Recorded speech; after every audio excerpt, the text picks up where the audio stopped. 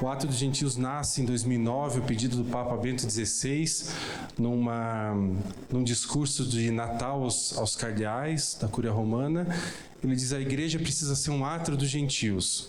Aí todo mundo fica se perguntando, átrio dos gentios, né? O átrio dos gentios, o pátio, a praça dos gentios, era uma das praças do antigo templo de Jerusalém. Então, tinham várias praças até chegar ao centro do templo, que só entrava o sacerdote.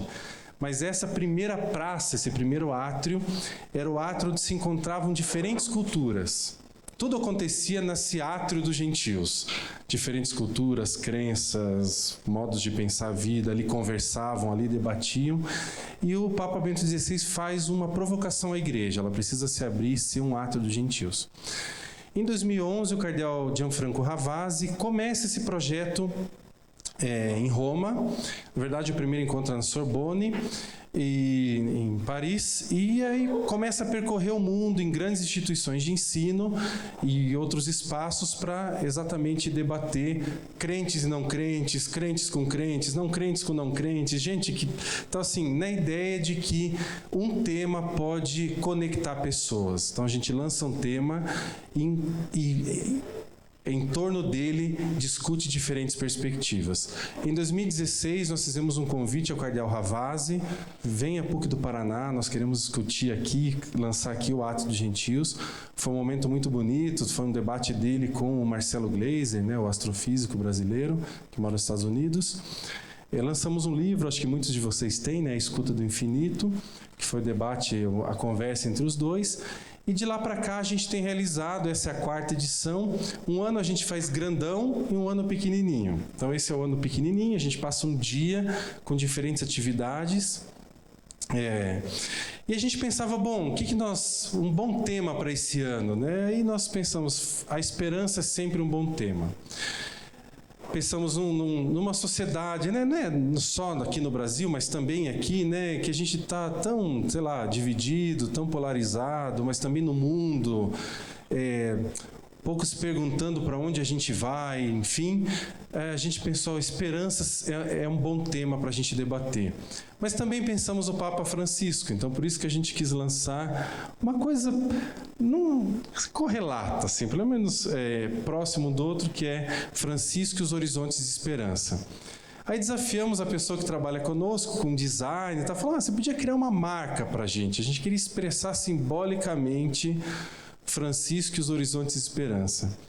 E ela trouxe isso, a gente achou tão legal, porque ela relacionou São Francisco, Papa Francisco, deixa eu aqui para vocês enxergarem melhor, e ela trouxe isso, né, a mão lá, tão conhecida, né, com a chaga, com o passarinho, tal, uma expressão de São Francisco de Assis, e de cima, esse que a gente está chamando carinhosamente o Francisco de Roma, né, que é a batina branca, o anel de São Pedro e tal.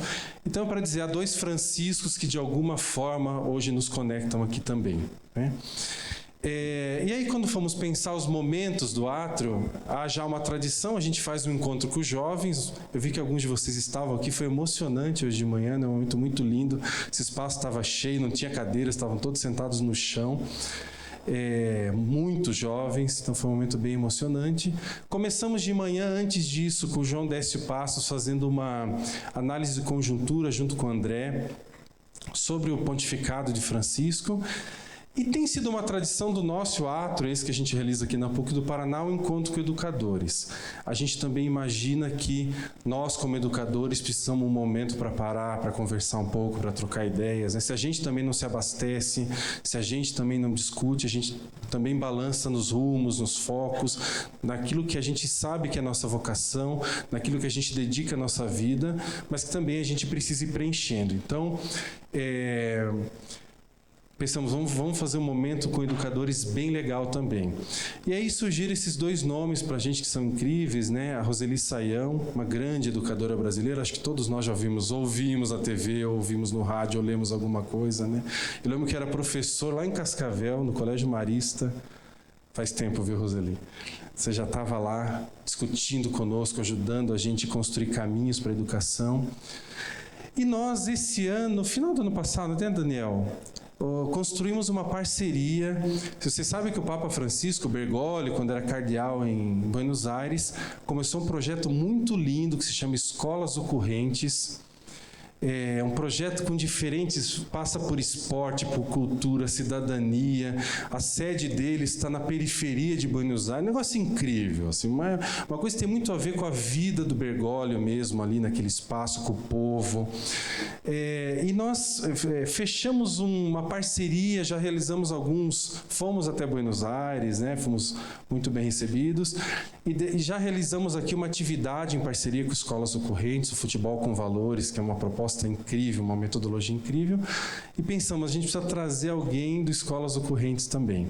E aí, está aqui o Daniel, depois o Rodrigo vai apresentar devidamente os dois, e também está aqui conosco para fazer mediação o decano da Escola de Humanidades, o professor Erickson, um grande amigo nosso, um grande educador, um grande pensador, então também para nos ajudar a fazer essa mediação.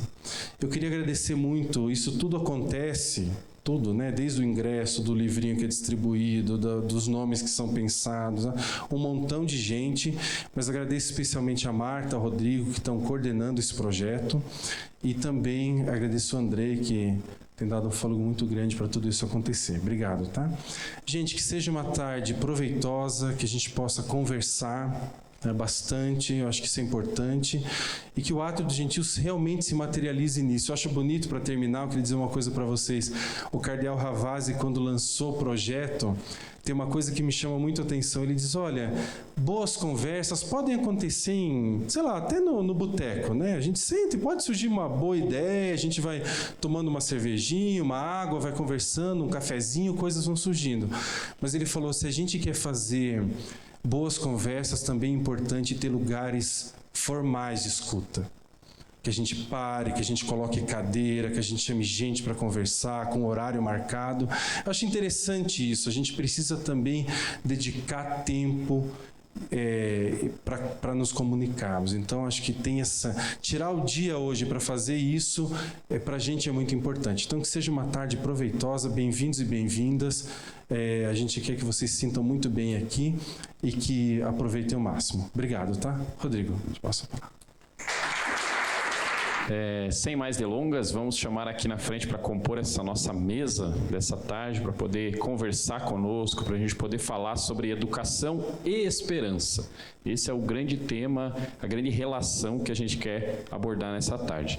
E para a gente poder conversar, então, quero primeiramente chamar o professor Erickson Falabretti, nosso decano da Escola de Educação e Humanidades, doutor em Filosofia, professor do curso de Filosofia. Bem-vindo aí, professor. Ele que vai mediar o nosso encontro dessa tarde. Também quero chamar aqui, então, Daniel Ernesto Stigliano, direto de Buenos Aires. Ele é assessor pedagógico e coordenador do programa Cátedras Escolas, da Fundação Pontifícia Escolas Ocorrentes, como o Fabiano acabou de comentar, dessa instituição. É doutor em Educação pela Universidade Nacional de La Plata e mestre em Psicologia Cognitiva e Aprendizagem pela Universidade Autônoma de Madrid. Bem-vindo, Daniel. Bem-vindo. E, por fim, a nossa já conhecida dos nossos caminhos de rádio, pelo menos para mim, Roseli Saião. Bem-vinda, é psicóloga, consultora educacional, autora de livros sobre educação, escola, família. Atuou na Folha de São Paulo e na Revista Veja e atualmente é colunista da Rádio Band News FM. Então, uma salva de palmas a essa nossa mesa.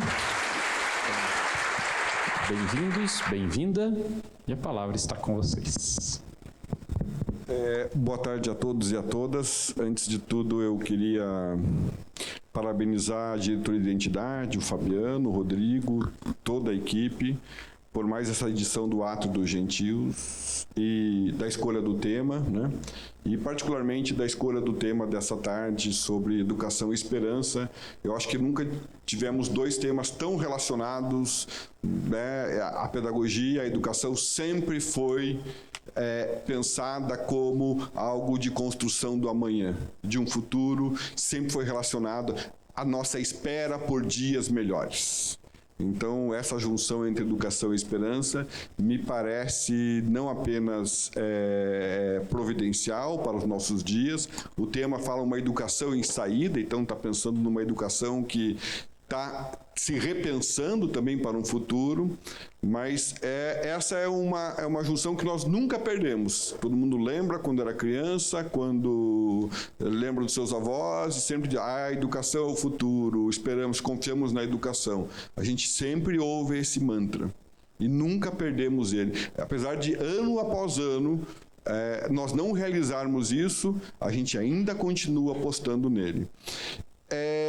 Eu antes vou passar a palavra, então eu queria dizer que estou muito feliz de estar aqui do lado da Roseli. Eu conheci ela agora, ela me conheceu agora, mas todo mundo que tem filho, gente, nos últimos anos, cresceu e foi inteligente para ler os jornais, ouvir rádio e tal, enfim, educou os filhos ouvindo a Roseli. E aquela hora que, no carro, ainda hoje, a hora que ela fala, a gente pede para todo mundo baixar o tom para ouvir. Tá? E o que é interessante é que daqui a pouco a minha filha vai ter o filho e vai estar ouvindo a Roseli. Então, é muito legal isso. Estou muito, muito contente, porque é uma voz muito familiar. É tão estranha, né? Porque você conhece a pessoa pelos textos, conhece pela voz, né? E aqui ela está do teu lado. E isso que é muito estranho, né? Uma voz tem um corpo. Tem uma presença, então estou muito... E eu conheci o professor Daniel também agora, da Universidade de Buenos Aires, que, enfim, tem um trabalho com educação, com pedagogia, com didática, é um pesquisador também do tema, e vai funcionar mais ou menos assim, todo mundo está entendendo, 20 minutos, eu acho, para cada fala, um pouco menos, depois a gente vai abrir para perguntas, tá? Então, eu... passar a palavra ao professor Daniel, é isso? Bueno. Acho que na universidade tem uma espécie de um critério, né, de assim, quem vem de mais longe fala primeiro, tal, então, né, vamos obedecer esse critério acadêmico aqui, então, por favor, professor. Obrigado. Bueno, perdón, voy a hablar en español, lo haré lentamente, bueno, para que nos podamos comprender. Gracias, profesor. Bueno, esta tarde pensaba un poco en el tema que nos convoca a todos y aparecen tres palabras clave. Una es esperanza, la otra es educación y la otra es estudiantes. Pueden ser niños, niñas, jóvenes, ¿no? Tal vez yo haga acento en los jóvenes. En mi país, y gracias a esta tarea que estoy desarrollando en la Fundación Escolas, he podido comprobar que en muchos países la crisis más fuerte la está viviendo el encino medio, ¿no? La educación media. Así que por eso un poco reforzar o hacer centro en los jóvenes. Empiezo por la primera palabra que nos convoca, que es esperanza. Y lo primero que hice fue buscarla en el diccionario. Y esperanza se define como confianza, ilusión, tener un sueño de que algo que deseo se va a lograr, se va a cumplir. Si uno analiza esta definición, lo que descubre enseguida es que para que se cumpla ese sueño, esa ilusión, hace falta que la persona tenga deseo, esté motivada. Hay otra definición que a mí me llega mucho al corazón de esperanza, que la da San Pablo, ¿no? San Pablo se compara con un atleta y dice: sin pensar en el camino recorrido, me lanzo hacia adelante y corro en dirección a la meta. Y otra vez, si analizamos esta expresión de San Pablo, esta imagen tan gráfica que él hace de la esperanza, es imposible correr en dirección a la meta si no hay una decisión del corredor, del atleta. Y por último me refería o recordaba esta expresión de Paulo Freire, ¿no? Freire decía: no hay esperanza en la pura espera, ni tampoco se alcanza lo que se espera en la espera pura, que así se vuelve espera vana. Si nos quedamos sentados esperando que las cosas pasen y yo no pongo nada de mí, es imposible caminar hacia un horizonte de esperanza, hacia un sueño, hacia una ilusión que yo quiero que se cumpla en mi vida. Y entonces ahí paso a la segunda palabra que nos convoca esta tarde, que es la educación. Y cuando hablo de educación, no me refiero nada más que a los maestros y a los profesores. Todos somos educadores. La educación es una alianza, un pacto que se da entre la escuela, donde están los maestros, los profesores, los equipos directivos, se da con la sociedad. En la sociedad está el Estado, pero también están todas las organizaciones sociales, está el ciudadano común y la familia. Todos juntos somos responsables de la educación.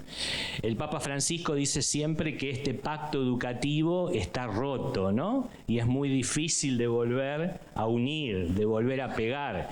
¿Y qué es lo que hace este pacto educativo roto? Que toda la responsabilidad de la educación esté sobre los hombros de los maestros y de los profesores, que tienen que resolver todos los problemas.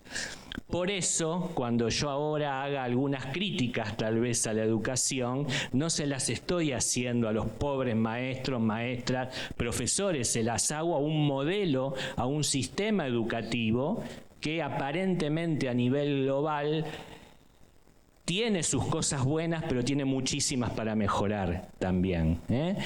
Así que, haciendo esta aclaración, la pregunta es, volviendo a este concepto de esperanza, donde es necesario que la persona, para tener esperanza, tenga una motivación, un deseo. La educación hoy, la escuela en particular, abre caminos para que los niños, los jóvenes sientan deseo por ver un horizonte de esperanza, facilita ese camino, es impulso para que se lancen a correr hacia la meta. ¿O el mensaje que estamos transmitiendo es el contrario, de la desesperanza, del no se puede, del hasta acá llegamos? Esas son las preguntas que me hago yo y que tal vez nos tengamos que hacer. Y ahí se me ocurre volver a otra imagen. El Papa Francisco diría, hay que construir puentes. Acá, como estamos dando la imagen de un camino, ¿no?, de una pista de carrera, yo hablaría de un muro, de una pared, de un muro, que está atravesando ese camino, que impide que los jóvenes lo atraviesen y vayan para adelante. Y entonces me pregunto, ¿qué puertas? No, las puertas son más fáciles de abrir en un muro, en una pared, que construir un puente, ¿no? ¿Qué puertas tendríamos que abrir desde la educación para que se despeje el camino y los estudiantes, los niños, los jóvenes se atrevan a ir hacia adelante, a hacer algo que en realidad es encontrar el sentido de cada una de sus vidas, a dónde quiero ir, a dónde quiero llegar, cuál es ese horizonte, esa meta que tengo que alcanzar, y básicamente en una vida con sentido que se traduce en una vida con proyectos, ¿no? En un proyecto de vida y en muchos pequeños proyectos que hacen ese gran proyecto que es la vida de cada uno de nosotros. Una vida con sentido es una vida con proyectos. Entonces se me ocurriría rápidamente, hay muchas puertas que podemos abrir en ese muro, en esa pared, básicamente 3 se me ocurren, ¿no?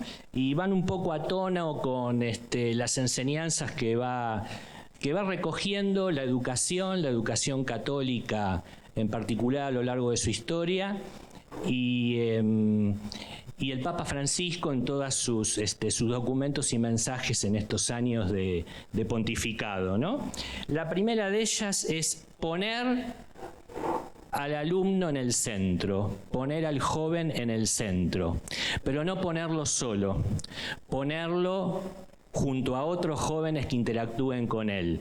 Ustedes piensen que la escuela tradicional lo que hizo siempre fue lo contrario, poner al maestro en el centro, poner al tema a enseñar, al contenido a enseñar en el centro. Acá estamos cambiando el eje del lugar. Y ponerlo con otros jóvenes. ¿Por qué? Porque es en la interacción con el otro, con el que es diferente, donde yo me enriquezco, donde yo me humanizo. Estamos pensando en una escuela donde el más inteligente o el más rápido para aprender esté con el más lento para aprender, donde esté el gordo y el más delgado, el nacional y el extranjero, hombres y mujeres, el que tiene alguna discapacidad, y todos aprendiendo de todos, porque justamente se trata de esto. En la escuela no se aprende solo del maestro, se aprende también de todos los compañeros que están en el grupo de clase. Y en definitiva, salir de lo que siempre la escuela tradicional buscó, una escuela individualista. El individualismo lleva a la competencia, pasar una escuela en donde el centro sea la cooperación con el otro, y la cooperación no lleva a la competencia, lleva a la colaboración, a colaborar con el otro.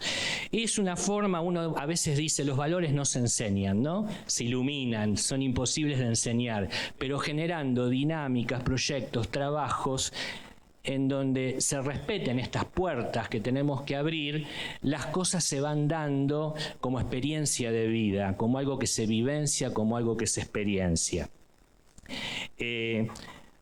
Rápidamente, en la Christus Vivit, que es un documento que salió hace muy poquito a partir del Sínodo de los Jóvenes, el Papa Francisco dice: los jóvenes son capaces de guiar a otros jóvenes y de vivir un verdadero apostolado entre sus amigos. Me parece que esto es muy claro, ¿no?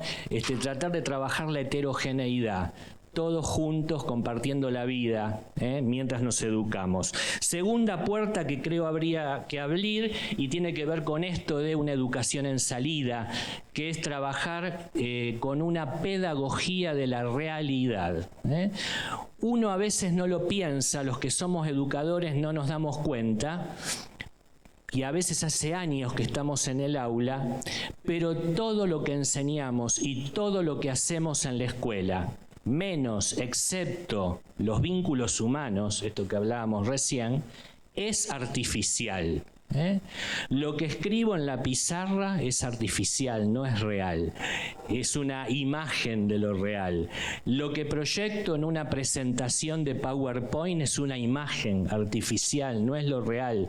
Si proyecto una película sobre, no sé, la cordillera de los Andes, no estoy mirando la cordillera de los Andes, estoy mirando una imagen. Entonces, todo lo que podamos hacer desde la educación para conectar a los chicos con la realidad deja atrás esa artificialidad. Y la realidad no es nada más tratar de salir de los 4 muros de la escuela metafóricamente. Es además comprometerlos y comprometerse con los problemas que existen en la realidad, en la comunidad en la que está la escuela, en el país en el que está la escuela. No podemos, a veces suena peligroso, ¿no? Proponer esto. No hablemos de tal tema que está en vigencia. No sé, ustedes ahora están con el problema de los incendios en la Amazonia y todas sus derivaciones. ¿Cuál sería el problema de poder trabajar desde ese lugar, de comprometerse con la realidad? Siempre escribimos, queremos la educación como meta, ciudadanos responsables. ¿Estamos haciendo cosas para que sean ciudadanos responsables? ¿O en la escuela todavía no se opina, no se piensa, no se debate? Así que esta sería una escuela en salida, una escuela que sale a las periferias, que sale a ver los problemas y que le propone a los mismos niños y a los mismos jóvenes que busquen soluciones, que generen proyectos escolares que solucionen esos problemas que están presentes en su comunidad y en su vida cotidiana. Y una tercera puerta que podríamos abrir en esa pared que les impide a los chicos y a las chicas avanzar, es, como dice el Papa Francisco, trabajar en una educación que armonice y que trabaje los tres lenguajes, dice él. Él dice el lenguaje de la mente, el lenguaje del corazón y el lenguaje de las manos. ¿Qué es lo que hizo la escuela tradicional a lo largo de toda su historia? Darle prioridad, poner en primer lugar al lenguaje de la cabeza, al lenguaje de la mente, al contenido intelectual. Al lenguaje de las manos a veces, por ejemplo, en las escuelas técnicas, en las escuelas contables, y al lenguaje del corazón no estaba escrito, ¿no?, en los programas de estudio, en los diseños curriculares. Dependía mucho del maestro, de la maestra, del profesor y del vínculo que establecía. Pero hemos descubierto últimamente, y creo que lo estamos encaminando bien, que hace falta trabajar estos tres lenguajes, hoy más que nunca, ¿no? Y Francisco dice que los jóvenes, los niños y los jóvenes deben pensar lo que sienten y lo que hacen, sentir lo que piensan y lo que hacen, y hacer lo que piensan y lo que sienten. Yo creo que si logramos que los jóvenes armonicen estos tres lenguajes, vamos a poder contar con niños y con jóvenes esperanzados, ¿no? ¿Y cómo se puede lograr esto? Justamente si queremos que construyan sus proyectos, que se comprometan con los problemas de la sociedad, que se lancen hacia adelante a resolverlos, es dándoles la palabra. Hoy a la mañana aquí tuvimos en este mismo lugar un verdadero testimonio de lo que es darle la palabra a los jóvenes, ¿no? Fue un evento con toda esta sala llena, 3 testimonios muy fuertes, muy emotivos de 3 jóvenes y el resto de los jóvenes escuchando, entrando en diálogo con ellos. Darles la palabra. Y darles la palabra significa que los adultos, cuando digo los adultos, los que tenemos la responsabilidad de educarlos, escucharlos. Yo estoy, me han invitado a participar en mi país en una comisión, en la comisión de educación de la Conferencia de Obispos, donde se está trabajando especialmente el futuro de la educación católica. Todos los que estaban ahí invitados tenían un tiempo para expresar qué se podía hacer para mejorar la educación. Nadie, absolutamente nadie, se acordó de los estudiantes, de los alumnos, de preguntarles a ellos qué les está preocupando, qué ven mal, por qué se aburren en la escuela, por qué abandonan. En mi país, el encino medio, el 50% no termina el encino medio de los jóvenes. Es terrible, es grave. Nadie, todos decían, hay que capacitar a los profesores tienen que enseñar mejor, los maestros esto, los directores lo otro, pero nadie se acordó. Preguntémosle a los estudiantes qué cosas podemos mejorar, en qué cosas no se sienten recibidos, ¿no? Y bueno, básicamente esto, si quieren después podemos seguir profundizando esto en el diálogo, pero asumir este compromiso, ¿no? Francisco siempre dice, no podemos cambiar al mundo si no cambiamos la educación. Parece una frase muy simple, pero a su vez tiene un segundo mensaje. Si hay que cambiar la educación, significa que no está muy bien. Si estuviera bien, no haría falta cambiarla. Y en la medida que podamos mejorarla entre todos, toda la sociedad comprometida en esto, vamos a hacer mucho también por cambiar este mundo que tanto nos preocupa y que está atravesando un momento tan difícil, ¿no? Estamos atravesando como humanidad. Gracias.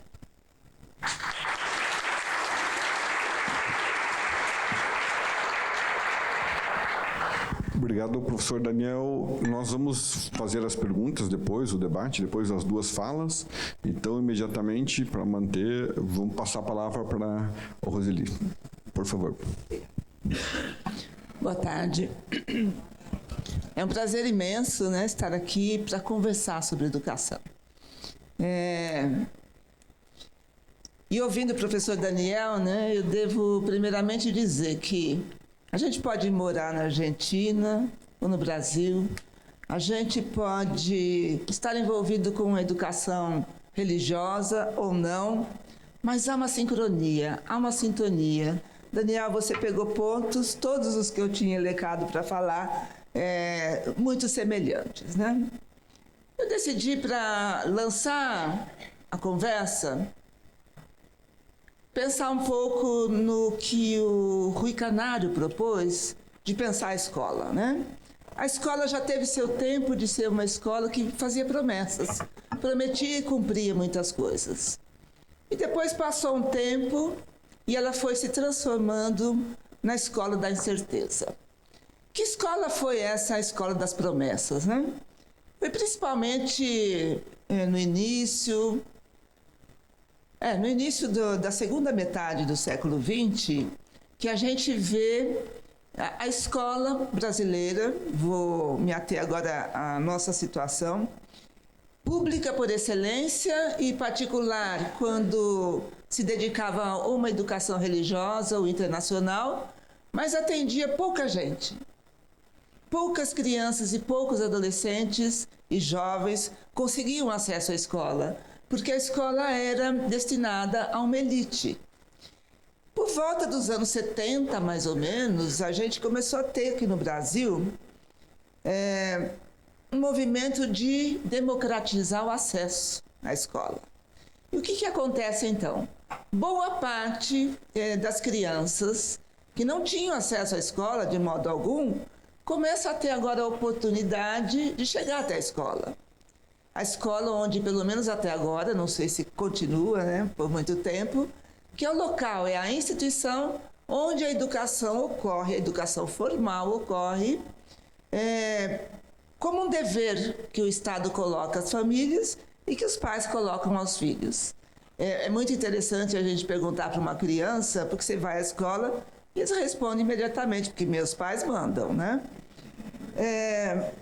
Nesse momento em que nós democratizamos o acesso, ampliamos muito, né, o ensino, o número de vagas, ocorre uma mudança muito intensa, porque a escola pública, que era frequentada pela elite intelectual, econômica brasileira, abre seus braços para acolher filhos de trabalhadores, operários, crianças que jamais pensaram em ir para a escola, não fazia parte do plano de vida daquela família. Era um sonho muito distante. E com uma oferta maior de vagas, essas crianças chegam à escola. E qual é a grande promessa dessa escola, né? Você vai à escola, você vai aprender, e quando você sair da escola, você tem quase a garantia de encontrar um bom emprego e, portanto, um bom futuro. As elites, né, que frequentavam a escola até então, tinham essa promessa que era cumprida. Nós tínhamos um sistema econômico e político que permitia isso ainda. Acontece que nós tivemos mudanças políticas, sociais, econômicas nos anos 70, 80, 90, que mudaram radicalmente essa visão de quem frequenta a escola. As escolas públicas ampliam vagas, mas não conseguem modificar a sua maneira de ensinar para se adaptar a essa nova população que antes estava fora da escola e agora chega à escola. E aí fica assim, mas é uma promessa, é um sonho que vai se realizar? Não sabemos, né? Parece que não, porque o que nós conseguimos até agora é formar muitos jovens com problemas de alfabetização, que a gente deu o nome de analfabetos funcionais, com uma grande dificuldade, né, de trabalhar com os números. Perdemos o dom da narrativa na escola, então a gente não conta mais a história do conhecimento. A gente coloca em PowerPoint, né, que são flashes totalmente desprovidos de contexto. e de texto também. Então, essas crianças começam a sofrer e, por conta de muitas mudanças também comportamentais e ideológicos, a gente encontra nos encaminhamentos a melhor maneira de resolver esses problemas. Renunciamos a toda a nossa potência, né, dentro da escola de docentes, responsabilizamos muitas vezes a família pelos problemas que os alunos trazem e lavamos as mãos. Esperamos que as coisas se resolvam nos encaminhamentos e que a família mude. É isso que a gente pensa. Então, se a gente parar, a escola da promessa não é mais, é a escola do desencanto. Porque crianças e principalmente adolescentes, jovens, né, chegam na escola e a primeira pergunta no ensino médio é, por exemplo, por que eu vou fazer ensino médio se eu não tenho o sonho de fazer faculdade? De que vai servir aprender um pouco mais de matemática, de química, de física, se o meu sonho é outro, não é esse. Então, o ensino médio não tem chamativo algum para nenhum projeto de vida, a não ser para quem vai se dedicar a fazer vestibular, para frequentar alguma faculdade. O diálogo dos jovens, principalmente, mas também das crianças, muda muito. A maneira como eles olham para o mundo e como eles dialogam com as questões que o mundo lhes mostra, né, lhes apresenta, mudou muito e a escola insiste ainda em mais falar do que ouvir. Eu sou uma ótima contadora de causos, né? Eu preciso contar um caso para vocês que eu tive a oportunidade de testemunhar. Um garoto numa escola de 9 para 10 anos, ele fez alguma coisa na hora do recreio que não deveria. E aí o diretor falou que queria falar com ele, junto com a orientadora e com a professora. Como eu dava assessoria nessa escola, eu estava lá nesse dia e me chamaram também. Eu falei, gente, mas é muito adulto para uma criança só, né? Não, mas nós precisamos falar com ele. Falei, não vai dar certo, mas vamos lá. O que eu posso fazer é testemunhar essa conversa. E aí o diretor falou, chamando a atenção do comportamento, né, do que é convivência. A orientadora falou, a professora falou. E aí olharam para o menino, depois que fizeram todo o seu discurso, falaram, e aí, o que você tem a falar, né? Ele olhou bem para os três assim e falou, blá, blá, blá. Né? Ou seja, tudo que foi dito não dizia respeito a ele, ao entendimento dele, à comunicação dele. Eles estavam falando sozinhos. Então, tradicionalmente, a gente diz para a comunidade, vocês têm de fazer isso. E algumas escolas trouxeram a comunidade para dentro e falaram, o que nós podemos fazer? Ou seja, mais perguntar do que afirmar, né? E uma das escolas chegou a uma estratégia que eu considerei assim poética. Eles pegaram uma sala de aula e transformaram essa sala de aula na sala dos sonhos. Toda a comunidade vem ali, e a comunidade são os alunos, os pais, as famílias, né? E eles colocam na parede o seu sonho. Eu quero que na escola o meu filho aprenda a ser tal coisa, ou isto, aquilo, que ele encontre uma leitura legal. E esses sonhos depois se transformam em projetos nas mãos dos docentes. Então vejam bem que interessante a liga, né? A comunidade diz para a escola o que ela quer e a escola diz para a comunidade como fazer isso profissionalmente, né, por meio da educação formal. Pensando nessas questões, eu me lembrei de uma frase que todo brasileiro conhece, muita gente que não é do Brasil também. A vida é a arte do encontro, embora hajam tantos desencontros pela vida, né? Nós vivemos na escola hoje um grande desencontro, E quem mais sofre com esse desencontro são os mais novos, que são o nosso futuro, a nossa esperança. Gente, eles são o nosso futuro. Eles vão construir o nosso futuro e é urgente que a gente se transforme em boa companhia para eles nas escolas. E boa companhia não é transmitir a eles com mais conteúdos. Os conteúdos estão nos livros. Boa companhia é dialogar com as questões que eles trazem. Principalmente isso, né? E aí nós poderemos aproximar essa frase trocando uma única palavra. A vida é a arte do encanto, embora hajam tantos desencantos pela vida. Vejo que nós que trabalhamos com educação passamos boa parte do tempo em desencanto, às vezes até quase desistindo, né? Eu dia sim, dia não desisto da educação. Mas aí tem aquele momento que fala, não, é pela educação que a gente pode melhorar a vida, né? De tantas crianças e tantos jovens, e futuramente eles vão melhorar a nossa vida. Então é sempre uma troca, a educação é sempre diálogo, e o diálogo começa pela escuta. Acho muito importante, né? Lembrar disso. Nós hoje confundimos diálogo com persuasão. Tanto que é muito comum eu, às vezes, fazer uma fala num debate e as pessoas reagem da seguinte maneira: eu concordo, eu discordo. Mas eu não tenho interesse nem que concorde, nem que discorde. Eu tenho interesse que dialoguem com essas ideias. E esse é o interesse de todo autor que escreve um livro, de Paulo Freire, né? Do Daniel e aqui do Ato dos Gentios.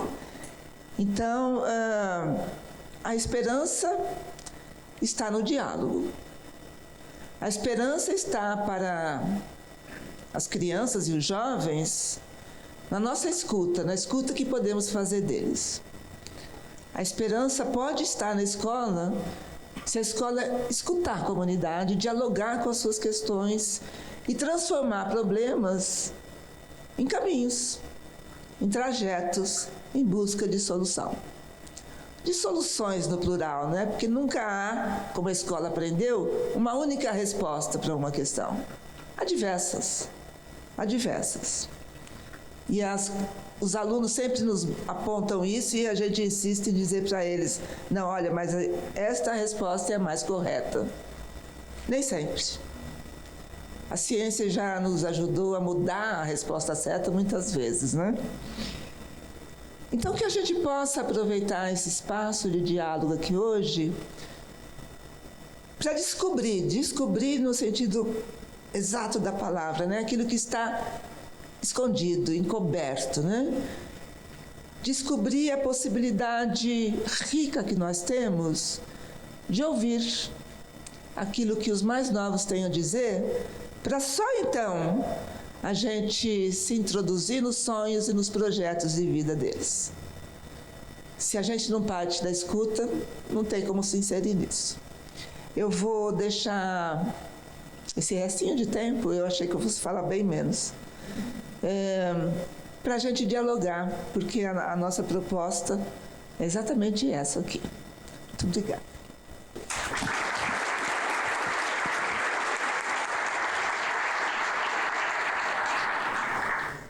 Bom, então, antes de passar a palavra a vocês, eu fui incumbido de fazer uma questão, pelo menos, assim, tal. Então, para não ficar aqui só feito um vaso, né? Então, e vejam só, o Daniel falou do Paulo Freire, a Roseli também, e ambas as falas sempre remontam a uma ideia central do Paulo Freire, que ele escreve desde o final dos anos 60, na Pedagogia do Oprimido, que a ideia fundamental da educação, a educação supõe uma história, uma temporalidade, que o ensinar, na verdade, ele vem depois do aprender. Isso ele escreve lá, tá lá. Né? Enfim, que nós só desenvolvemos métodos de ensino, estratégias, caminhos de ensino, historicamente, depois que nós passamos por várias experiências de aprendizagem. Né? E que é preciso saber olhar o modo como as pessoas aprendem, naturalmente aprendem, intuitivamente aprendem, historicamente, culturalmente aprende, para que a gente possa ter um método de ensino significativo. Isso é um pouco olhar o contexto. Daí, nessa fala da Roseli e do Daniel, e ambos, o Daniel termina a fala dele com a evasão do ensino médio. 50% dos jovens não conclui. A Roseli começa uma fala que a gente quer incluir todo mundo, né, a partir dos anos 60, numa escola pública. O problema não está na inclusão, né? Muito pelo contrário, mas nos dois casos nós temos, como no Brasil, como na Argentina, os índices também de evasão no Brasil são altíssimos. Tá? Então, e nós estamos falando de uma mesma fase, de uma certa fase de jovens que terminam no momento que eles ganham uma certa autonomia moral, uma certa autonomia intelectual, eles se recusam ou são recusados ou perdem a esperança na escola e perdem o futuro. E a primeira questão que eu queria colocar para vocês é isso. Será que a nossa crise da educação, primeiro, ela tem a ver com o fato de que nós queremos ensinar, mas não estamos escutando esses jovens para saber como eles aprendem? Esse poderia ser um ponto. O segundo, será que não é uma crise da juventude? Será que é uma crise só da escola, só da educação? E a escola é a única responsável por responder a esta crise? Porque são 3 perguntas, são as minhas únicas 3. Vocês podem marcar aí. Porque tem todo mundo que fala sobre crise de pós-modernidade tem uma tese, a gente fica discutindo com os colegas, que a crise da pós-modernidade é a crise dos P's. Tá? Desde o final do século XIX, quando a gente está falando, até a crise dos P's. É a crise do pai, que perdeu a referência como autoridade, no certo, infalível. Se eu quiser falar a crise do padre ou do pastor, dependendo da religião, porque a gente vive uma crise de transcendência, estou falando nos sujeitos, né? É uma crise do ponto de vista da polícia, porque a gente vive uma crise de segurança total ainda no Brasil, política, do prefeito, de política, está isso. E ela descamba para uma crise do professor, que é o terceiro elemento que sempre me vem à cabeça disso e vocês não falaram muito do professor, mas eu acho essencial, porque eu tenho falado, o professor hoje é um maior abandonado, faz tempo, assim, um sujeito que perdeu qualquer relevância, reconhecimento social. Né? A Roseli falou muito bem, o professor tem que encantar, tá? Mas o encantamento ele pressupõe um a priori, um anterior a subir, entrar na sala, fazer um círculo, pressupõe também uma disposição para ouvir, e esse sujeito já está completamente desencantado, não reconhecido. E a prova disso é que pesquisas recentes do INPE mostram que 2,4% dos jovens desejariam ser professores. Apenas 1 em cada professor indicaria a profissão para o seu filho. Tá? Então, tem vários elementos que a gente está conectados. É muita coisa, eu sei, mas a gente não pode esquecer do papel do professor. Porque todos esses pesos aí que eu citei, eles descambam em uma única crise. Né? E, gente, a gente tem visto aqui no Brasil, por exemplo, o professor da escola pública, do ensino fundamental, quando eu falo que ele é um maior abandonado, porque ninguém luta por ele. Absolutamente ninguém. E entregamos os nossos filhos a eles. Bueno, yo creo realmente que es un tema muy complejo, ¿no? La cantidad de variables que manejó recién Erickson lo demuestran. Pero a ver, algunas cosas. Yo no creo que esté en crisis la juventud. La juventud, yo creo que en esa inherencia a ser seres humanos sigue siendo la misma. Lo que ha cambiado es el contexto, ¿no? Ha cambiado el contexto. Todas las estimulaciones que ellos reciben, una sociedad que avanza a través de la tecnología, la imagen, la virtualidad, bueno, toda la lista que podamos hacer. Y por otro lado, una escuela con estructuras y con docentes que no van a la misma velocidad y que no es impactada a la misma velocidad que son impactados los jóvenes que, bueno, comenzaron siendo niños y van año a año, ¿no? Bueno, de esto hablamos en todas partes, ¿no? El niño de 2 años que ya está jugando con una tablet, ¿no? Así con el dedo. Esto hubiera sido impensado 10, 15 años atrás. Bueno, la escuela va a otra velocidad. La escuela tiene que buscar, tal vez no con recursos, porque esto no se resuelve con recursos tecnológicos, me parece, ¿no? Hablábamos de enseñar y aprender. Una cosa que hemos descubierto es que la escuela, en una época la escuela enseñaba. Si los alumnos iban quedando por el camino, desertaban, repetían, quedaban afuera, no importaba. Hoy tomamos conciencia de que el rol de la escuela es que los alumnos aprendan, que es muy distinto, ¿no? Y empezamos a cuestionarnos. Yo digo siempre que la educación y el magisterio es la única profesión que a lo largo de los años no se sentía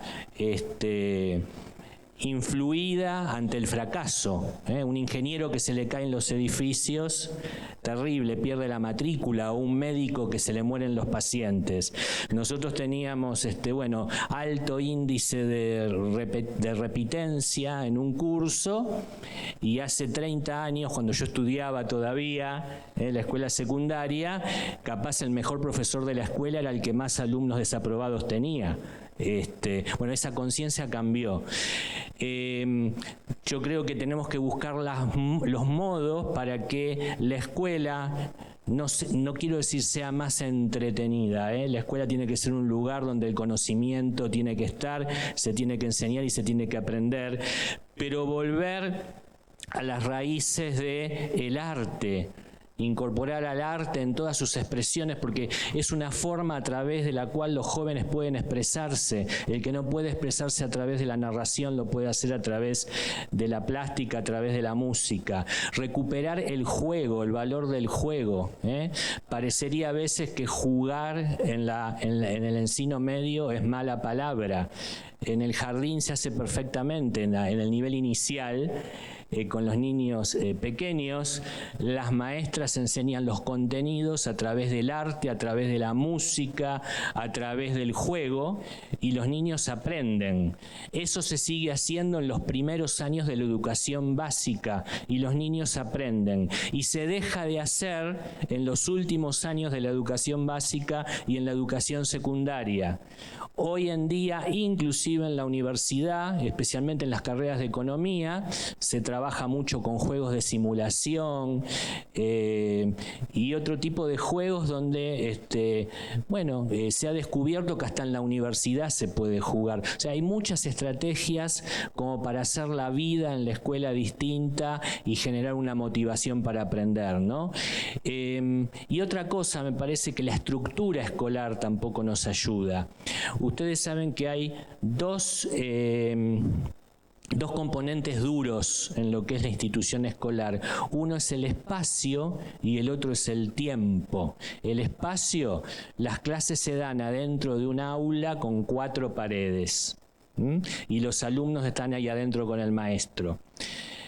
Salir del aula, no sé, el maestro quiere dar clase en el patio, en el jardín, porque hay árboles y quiere enseñar, y a veces el director, todavía pasa que el director le dice no porque se va a generar desorden, hacen ruido y están en clase los demás. Y después el tiempo, no sé cuánto duran las horas de clase en el encino medio aquí, pero allí 40 minutos, ¿no? Y y suena el timbre, terminan los 40 minutos, viene otro profesor y yo capaz estaba en el mejor momento, era el día en que los alumnos estaban más motivados, respondían, dialogaban y tengo que cortar esa motivación para salir y que entre otro. Hasta hacemos eso con las evaluaciones, suena el timbre, entreguen la hoja. Y tal vez ahí estamos excluyendo, porque muchos chicos, estaba en la prueba de matemáticas, sabían perfectamente matemática, pero eran un poco más lentos y necesitaban 10 minutos más para terminar. ¿A qué le terminé poniendo nota? ¿A que sabía matemática o a que no fue rápido para terminar el ejercicio? Bueno, yo creo que si modificamos estas estructuras, empezamos a trabajar colaborativamente entre maestros, entre docentes, a ser un poco más transversales, vamos a generar condiciones para que con pocos recursos podamos trabajar de otra manera. Del mismo modo que trabajamos con los más pequeñitos, trabajar con los más grandes. Bueno, algunas ideas son, porque es muy complejo el tema.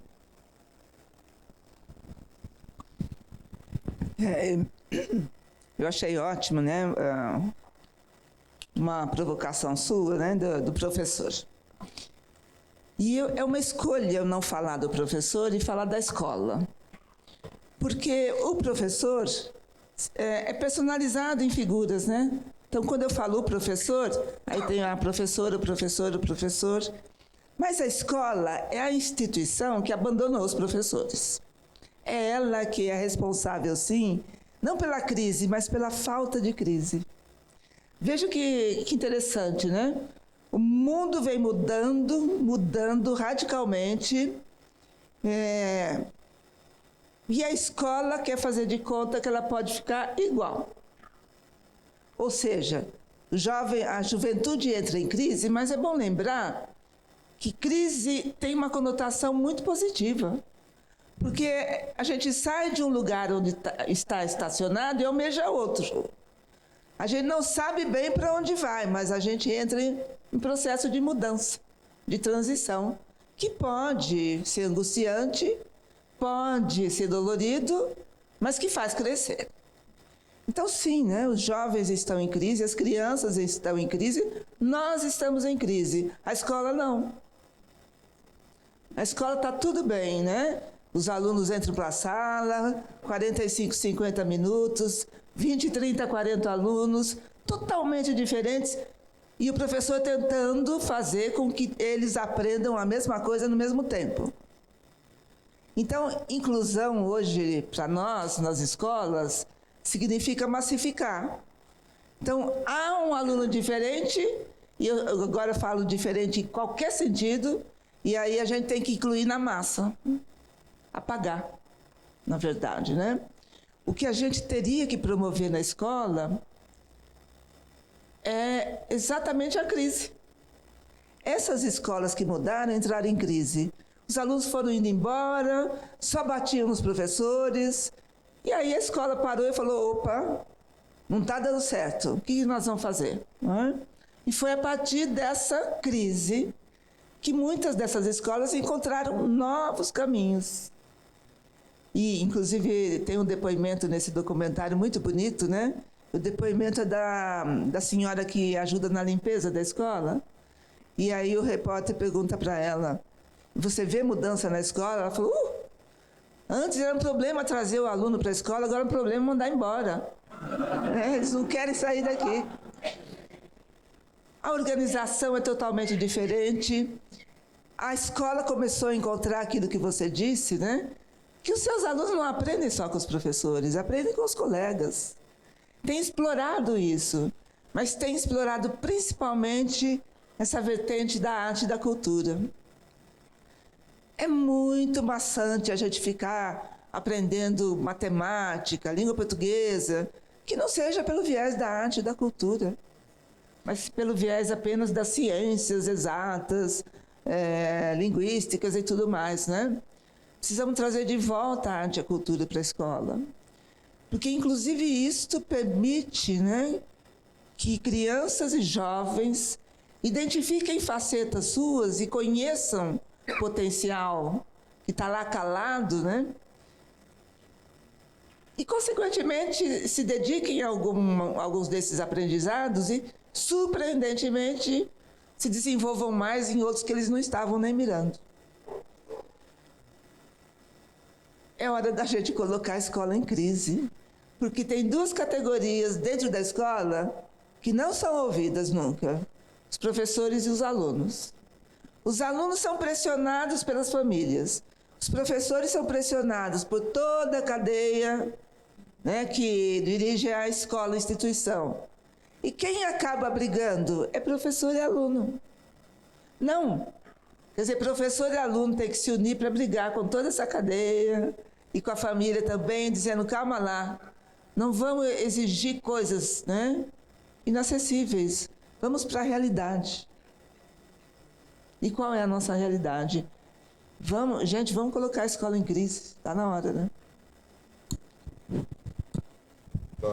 Muito interessante as duas colocações, as duas respostas aí, e porque elas mostram que temos saídas, né? Enfim, que a gente não depende de uma mudança tão sistêmica, e basta a gente olhar as boas experiências que estão sendo feitas aí, né? E eu acho, e nós temos grandes experiências em escolas e que têm mudado a vida diretamente, impactado diretamente a vida de milhares de crianças. É verdade, eu acho que isso é...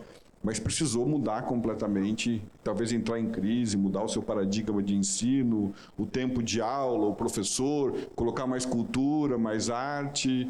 E eu achei muito bom, porque as duas falas mostram, bom, a educação ainda é a nossa saída, e nós podemos muito com ela. Então, eu achei muito interessante. Bom, agora a palavra está aberta, o Marcos está ali, primeiro aqui... Depois lá, tá? Aqui, ó. Eu só vou pedir para que a pergunta seja breve e tá certo? Para que a gente possa o debate possa andar. Obrigado. Boa tarde, muito obrigado. Meu nome é João Batista, eu sou professor de História da Arte e História da Moda na Faculdade de Santa Marcelina, em São Paulo. Vim para esse evento. Eu, na realidade, não queria fazer uma pergunta, mas eu gostaria de fazer um depoimento na condição de professor e ter me formado em 2 licenciaturas. Eu me formei para ser professor. Eu acho que existe uma outra crise entre professores, entre os próprios pares. Uma vez que eu defendo, enfim, isso que eu comentar agora, que eu já falei algumas vezes, entre os próprios pares, em algumas reuniões, eu acho que o verbo to be, em inglês, é ser e estar. O verbo être, em francês, é ser e estar. Mas em língua portuguesa, existe uma grande diferença em ser e estar. E sob esse ponto de vista, sob essa ótica, tem muitos professores que não são professores, estão professores por não terem conseguido um emprego naquilo que se formaram e vão tentar alguma coisa no magistério. Então, não tiveram uma formação para ser professor e começa a haver uma série de divergências com relação a esta realidade. Então, acho que também existe a crise entre os professores devido a esse ponto de vista. Obrigado pelo depoimento. Vocês querem comentar? Sí, es cierto. Bueno, hay en general una crisis, una necesidad de docentes, especialmente en mi país, por ejemplo, dan clase muchos profesionales que no se han preparado para ser profesores, e inclusive se está permitiendo que estudiantes de carreras universitarias con el 80% de las materias aprobadas den clase en lo que se llama una situación de emergencia, ¿no? Por falta de docentes. Yo creo que acá se me ocurrió algo interesante. ¿Qué pasa con los docentes que están en servicio, que están trabajando, dando clase hace muchos años, donde hay docentes que se formaron como docentes, para ser docentes y se siguen actualizando con las cosas nuevas de la educación? Hay docentes que se formaron para ser docentes, pero hace muchos años que tal vez no tienen la posibilidad de actualizarse, y hay docentes que nunca se formaron para ser docentes. ¿Cómo trabajamos? No sé cómo se hace aquí en Brasil. en mi país el modo de ascender y de conseguir nuevas horas de clase en lo que es la educación pública es acumulando lo que se llama puntaje, puntos. Entonces hay que hacer cursos. Los cursos, ¿cómo se hacen? Hay ofertas privadas donde el docente tiene que ir a pagar y hay ofertas del Estado gratuitas, pero son ofertas que ya vienen hechas sin consultar a nadie, ¿no? La enseñanza del teorema de Pitágoras, la historia argentina de 1910, y el docente se anota no por el gusto de aprender, sino porque necesita ese puntaje y elige lo que, aunque no le guste, lo que tiene disponible, no es como el menú de un restaurante, ¿no? Entonces yo digo, tenemos también que hacer cambios, cómo trabajar con los docentes en ejercicio, con los docentes en servicio. Y yo creo que hay que volver al encuentro, al diálogo. ¿Por qué no pensar en un sistema de formación en donde los docentes de la misma, primero los de la misma escuela y después los docentes de las escuelas de la misma región puedan sentarse, encontrarse juntos, tal vez mejor si es por materia, los de matemática con los de matemática, los de historia, y ponerse de acuerdo, porque los docentes saben matemáticas, no tiene que venir alguien a enseñarles más de lo que ya saben, tiene que venir alguien a mediar, a facilitar una reflexión, una discusión, un debate en el que tal vez en vez de ese especialista venir a decirles cómo tienen que enseñar el teorema de Pitágoras, les diga, bueno, ¿qué problemas encuentran ustedes cuando enseñan el teorema de Pitágoras? ¿Y cómo podemos hacer para empezar a enseñarlo desde ahora? Y que la producción se haga, eso se llama comunidad de aprendizaje, comunidad dialógica, comunidad de práctica. Pero bueno, requiere, cambios en nuestras políticas educativas, y no son, claro, son cambios muy grandes, pero si se instalan en el debate podemos encontrar nuevos caminos para poder cambiar, poder estar actualizados, poder innovar. Obrigado.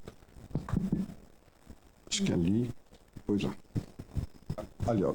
Enquanto isso, posso dar um palpite? Por favor. Nós temos um problema muito sério na educação, que a gente tem uma imagem, uma autoimagem, muito depreciada por nós mesmos. A partir dos anos 70, pelo menos aqui no Brasil, a gente abriu as portas da escola para administradores, para profissionais de marketing, para psicólogos, para que mais? Advogados hoje, né? Toda escola tem seu advogado. E a gente foi delegando todo o nosso potencial para esses profissionais. Então, hoje, gente, quem administra a educação no Brasil hoje é um educador? É? Não é? Em geral, os diretores das escolas são educadores? Não são. Então, é uma questão da gente reivindicar, né, politicamente o espaço do educador na instituição que é responsável pela educação.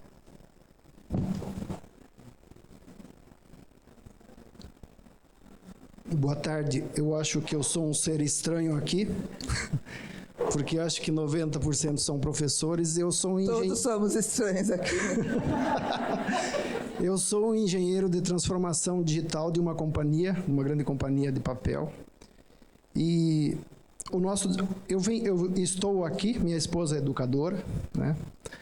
E a gente também tem um desafio. Transformação digital envolve transformação de pessoas. Pessoas não são lixo, né? A gente não descarta e coloca outras que sabem de uma nova função ou coisa assim. Então, a gente tem um desafio muito forte. E acho que vocês já têm, permitam-me chamá-lo de vocês, meu pai dizia que quando a gente está entre amigos, a gente chama de vocês. E eu coloco sempre que a formação das pessoas é que faz a transformação. E envolvê-los dentro do ambiente, quer dizer, Eu trago aquelas pessoas para que elas façam a transformação, penso assim, né? Então, eu acho que vocês professores, eu acho que eu sinto um certo medo. Vocês não sentem medo quando tem um jovem lá que sabe tudo de tecnologia e eu tenho que ensinar uma disciplina, um conhecimento, né? Deve dar, né? Um medão. Não? Mas assim, eu acho... Mas eu penso que vocês imaginam que deve ter muito a aprender também, trocar, né? Você falou muito na escola aquele local de encontro. Como fazer voltar a ser aquele local de encontro de se contar histórias? Me parece que a solução está entre as pessoas se aproximarem de novo, né? Afinal de contas, assim, eu que vivo um ambiente de muita tecnologia e as pessoas estão sendo transferidas a outras atividades, né? Aquilo que a gente fazia de forma braçal, e muitas atividades intelectuais hoje são feitas por máquina, né? Mas, afinal de contas, o ser humano é o centro, né? Então, tudo deve ir ser no sentido do ser humano, né? Mas, assim, falar um pouquinho sobre como voltar à escola a ser esse encontro do diálogo do pai, do professor, do aluno, como pode ser essa troca. Quando eu olho de longe, assim, eu vejo sempre, parece que o ensino médio, lá no comecinho, eu acho que está muito fácil. Na infância ainda existe um trabalho, é um pouco mais fácil. Parece que o desafio está no ensino médio, não sei, né? E falar um pouquinho sobre, por favor, a tecnologia essa que está transformando a gente, né? Está distanciando, como trazer ela de uma forma de contribuir para isso. Bueno, con respecto a lo de la tecnología, yo creo que estamos en un tiempo de transición, un tiempo en el que nadie está en condiciones de decir hay que hacer las cosas de una manera o de otra, esto está bien o esto está mal. Lo que yo creo es que no tenemos que demonizar a la tecnología. No tenemos que demonizar a las máquinas, a los teléfonos móviles.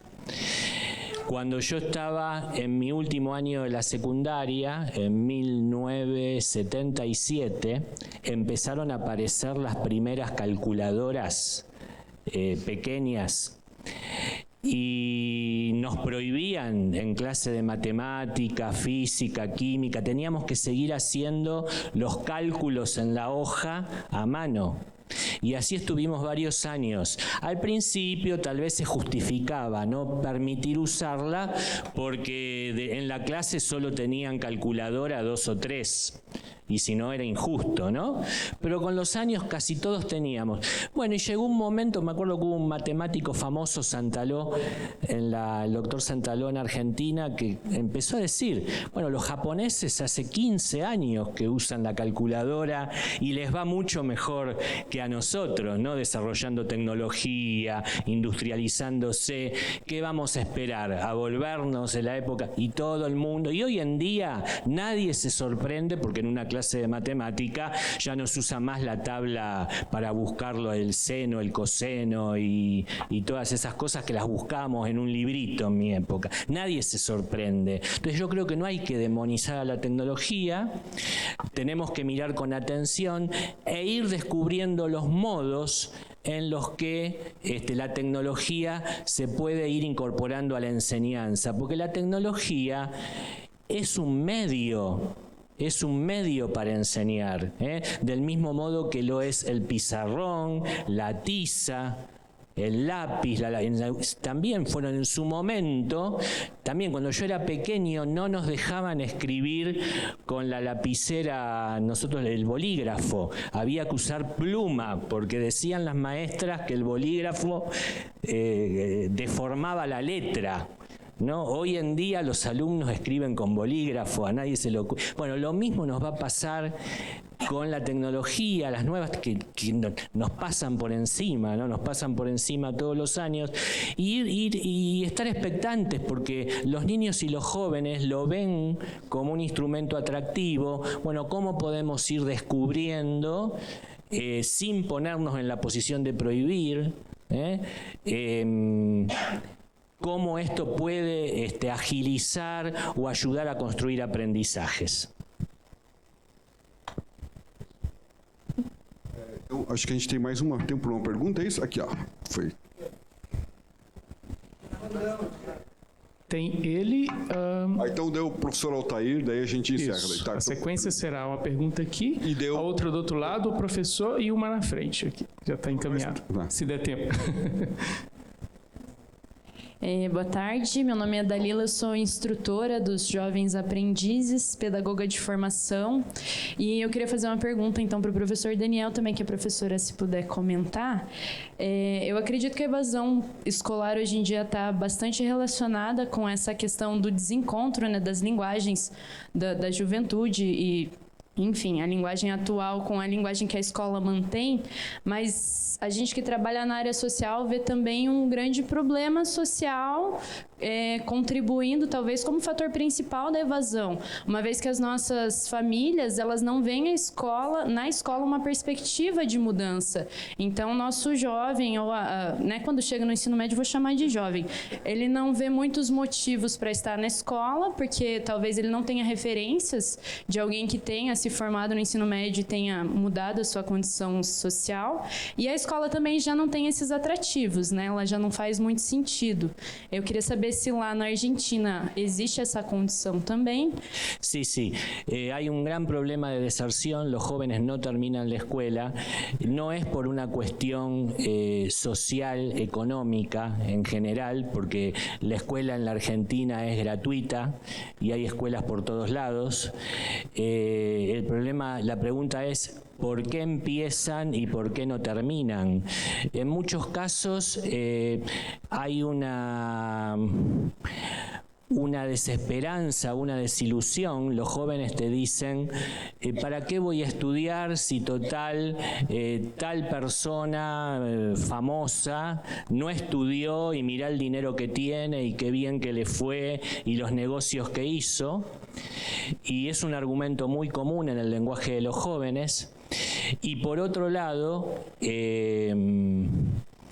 y que nosotros a veces también endiosamos socialmente a esas personas. A veces son jugadores de fútbol, a veces son empresarios, bueno, no vamos a hacer nombres, pero... Y por otro lado, quieren tener su dinero y comienzan a trabajar y, bueno, prefieren trabajar a seguir estudiando la secundaria. Y esto hace también que en un fenómeno de la Argentina fue la gran masificación que tuvo la universidad pública, que también es gratuita, hace 20, 30 años, y que hoy, como hay menos estudiantes secundarios, también hay menos matrícula en la universidad, y que los jóvenes te digan cuando terminan la secundaria, inclusive los que terminan la secundaria, se cuestionan el hacer una carrera larga, una carrera extensa, y a veces para conformar a sus padres, a sus familias, ven cuál es la más corta, ¿no? La que menos tiempo dura. No tengo cifras, pero los que estamos en la escuela escuchamos este tipo de comentarios. Yo creo que sí, tenemos una dificultad para dialogar con los jóvenes. La dificultad la tienen las familias, la dificultad la tiene la escuela. Lo que yo creo es que tenemos que trabajar desde pequeños, hacer un trabajo de humanización que tiene que ver con estas cosas que fuimos diciendo, el que se ejerciten en el diálogo, en el debate, en el que no sientan que les estamos imponiendo las cosas, sino que los problemas salgan de ellos y puedan ir descubriendo, ¿no? Me quedo en el aula de los sueños, ¿no? Un aula de los sueños, un aula de los proyectos, en donde desde pequeños vayamos transmitiéndoles o iluminándoles esta posibilidad de que para eso que tienen que llegar tienen que hacer un recorrido, y que no pueden, no es un azar de tirarse ahí y ver qué pasa, sino que tiene que ser un recorrido que puede salir o no puede salir, pero uno se lo tiene que proponer. Vamos tentar entrar no lugar dos nossos alunos. Vocês iam aguentar assistir a aula que vocês dão? Vocês iam suportar ficar na escola do jeito que ela define? Do jeito que ela determina? 50 minutos sentado na frente de um professor e depois os outros. Então, a evasão tem muito mais a ver com esse contexto, ou com essa falta de sentido, né? Então, vamos ser honestos, gente. A gente não ia dar conta de assistir nossa aula. A gente ia achar muito chata, que não dialoga com as nossas questões. Eu trabalho muito com formação de professores e na formação de professores eu ocupo o lugar do professor, né? Aí eu olho assim, tem professor dormindo, trocando bilhetinho, olhando o celular, igualzinho os nossos alunos. Porque este sistema não funciona mais. Tá legal. Então, agora, Marcos? Tá, por favor. Boa tarde, tudo bem? A Roseli comentou na fala dela muito sobre a questão do diálogo, né? Sobre o diálogo com a comunidade acadêmica e, inclusive, sobre uma alteração, uma adaptação da própria escola a partir de um diálogo com a comunidade. Então, eu anotei uma perguntinha para não me perder e eu coloquei assim: em tempos de um currículo que caminha cada vez mais para o engessamento e, em alguns casos, até mesmo a punição do professor que não cumpre o conteúdo programático proposto, não por ele, mas que já veio de uma política pública que não consultou o professor, inclusive, para ser feita, como a escola pode criar o espaço de diálogo e abertura para atender e para se adaptar em relação aos pedidos e às necessidades dessa comunidade? Nós somos super criativos na escola. A gente resolve problemas assim de um jeito sempre inesperado. E a gente não consegue dar conta disso. A gente sempre joga, olha, na exigência do MEC, e tem que isso, tem que aquilo. Nós podemos lembrar que a LDB nos permite muita abertura. A nossa lei é uma das mais modernas. A gente não usa, a gente prefere ficar aprisionado às exigências de conteúdo, de quantidade, né? Agora, vamos lembrar, gente, o que o MEC exige é o mínimo. Nós subestimamos muito o nosso alunado. Eles podem muito mais, mas talvez não nesse sistema, né? Que aprisiona mesmo e faz estagnar. Profesor Daniel. Sí, con respecto a este comentario, la escuela, hoy en día, un pedagogo argentino dice, es una jaula de hierro. Una jaula, ¿no? ¿Se dice igual? En donde el sistema está tan lleno de regulaciones, de normas, de resoluciones que hay que cumplir, que vienen desde el ministro, el supervisor, el inspector, supongo que aquí también existen, el director, que la profesión docente es la única que él asemeja un concepto de la física. ¿Vieron los líquidos y los gases que toman la forma del recipiente que los contiene? Bueno, al docente le pasa lo mismo, no puede ser él. Tiene que adaptarse a esas normas, a esas regulaciones, y sale de la escuela de formación docente con todas las ganas de cambiar al mundo y se encuentra que lo enjaulan y tiene que adaptarse a la forma de ese sistema que le imponen. Eso no pasa prácticamente en ninguna profesión. Y lo mismo le pasa a él con los alumnos. Las regulaciones son tan grandes, el tiempo de clase es tan estricto, el espacio es tan estricto, que los alumnos también terminan enjaulados, no prisioneros. Es una metáfora muy fuerte, pero es real. Mientras no logremos romper con esto, hay expresiones que acá no se pueden decir, ¿no? Habría que tirar abajo todo y hacerlo de nuevo. Pero no vamos a poder cambiar mucho. Mas preciso lembrar de conceito que a gente usa no nosso cotidiano e na docência a gente esquece. Chama desobediência civil, viu, gente? Existe isso. Tá legal, então vamos para mais uma pergunta, daí depois a gente encerra, tá bom? Mais uma só. Bom, meu nome é Altair, eu sou da área de ciências exatas, então eu sou aquele caso que o professor colocou lá, que fui colocado na sala de aula e não tinha formação para isso, porque faltava profissionais para dar aula para engenharia. Aliás, eu não sei se algum engenheiro aprende a dar aula, mas enfim, em algum momento talvez ensinar o engenheiro a dar aula. O que eu quero colocar é o seguinte, eu percebi, como eu trabalho com a computação, que quando eu aprendi computação e hoje, o conteúdo se complicou muito, os conteúdos, os assuntos. A professora falou dos livros. Na nossa área a gente quase não usa livro, porque quando ele foi produzido, editado, ele já está desatualizado. Então, eu vejo da seguinte maneira, nós somos o exemplo vivo da incompetência, eu vou falar por mim, tá? Não quero colocar os colegas nessa mesmo barco, mas talvez muitos se identifiquem com isso. A área de ciências exatas, ela é o exemplo vivo da incompetência por ensinar. Por que eu digo isso?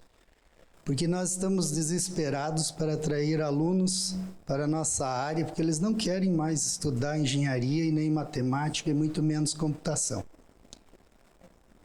No entanto, parte do que a gente vive é fruto da tecnologia, eu acho que isso é inegável, e a tecnologia foi produzida por essas pessoas que eu estou falando para vocês. Se a gente não consegue atrair gente para a área, e eles não querem estudar como nós estudamos, quem é que vai produzir a tecnologia do futuro que fez tanta mudança aí nas nossas vidas? Essa é a minha pergunta para vocês.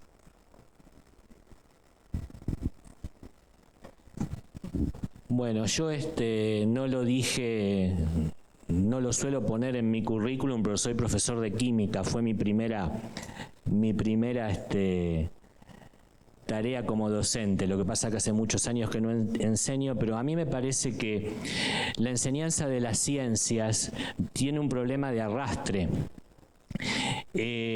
No se enseña y siempre queda como una materia secundaria, ¿no? Un espacio secundario. Lo tradicional en la escuela, especialmente en la educación inicial y en la educación básica, el fuerte está en matemática y lengua. Y después todo lo que es ciencias naturales se ve muy poquito y generalmente no hay una buena formación en los maestros de enseñanza básica, lo cual hace que los maestros tengan un poco de miedo en enseñar determinados temas, hacer experiencias, experimentos. Me parece que es un fenómeno bastante internacional. Hace falta una mejor formación en ciencias naturales desde la enseñanza básica para que ya los chicos que es la edad ideal. Hay estudios que demuestran que es la mejor edad en la que tienen interés, se interesan por los temas de la naturaleza, ¿no? De los animales, de las plantas, les gusta mezclar cosas, ¿no? Son como químicos improvisados. Falta, me parece ahí, entrar desde la educación, de alguna manera, y además que puede ser de una manera muy entretenida. Y en la secundaria hay una muy mala experiencia, me parece, en la forma como se enseña la matemática y en la forma como se enseña la física y la química. Generalmente es una enseñanza de pizarrón, de papel y lápiz, sin experimentar. La física podría enseñarse permanentemente haciendo experimentos con cero costo Tenemos, si hay que enseñar óptica, tenemos la luz del aula, el rayo de luz que entra por la ventana del aula. Tenemos ¿vieron cuando se enseña óptica? Se enseñan las lentes en física. Hay profesores que yo he visto como directivo, iba a ver las clases. ¿Cuántos alumnos tienen lentes en el aula puestas? Y enseñan lentes y las dibujan en el pizarrón con la tiza. Pero pídanle a los alumnos que se saquen los anteojos y aprendemos lentes mirando la forma que tienen los cristales de sus anteojos. ¿Se entiende lo que quiero decir? Bueno, me parece que hasta que no logremos darle un impulso fuerte a la enseñanza básica de las ciencias, a nivel universitario las carreras de ingeniería, de ciencias exactas, ciencias naturales van a seguir con baja matrícula, ¿no? Más allá del contexto socioeconómico de los países, que a veces no ayuda para que haya una absorción de esse tipo de profissionais, não? Pois esse já é outro tema. Queria agradecer muito aos nossos dois debatedores. Antes de terminar, eu queria só retomar uma coisa, fazer uma leitura final bem rápida. Faz um pouco tempo tem gente falando aí que temos que proibir o Paulo Freire nas escolas. Ninguém no Brasil depositou tanta esperança na educação como ele. E falou coisas tão bonitas sobre a educação e que levou o contexto para alfabetizar como um princípio do processo de alfabetizar. É assim que ele começa. E cada vez que você abre um livro dele, você pensa, mas o que essa gente está falando? E eu peguei um dos livros dele, que é a Pedagogia da Autonomia, que é um dos últimos livros que ele escreveu, e que só o sumário é uma declaração de princípios. Você não quer ler o livro, ele é curto, mas se você puder ler o sumário, é um dos sumários mais bonitos que eu já vi. Ele é uma verdadeira declaração de princípios. Porque todo sumário começa com ensinar.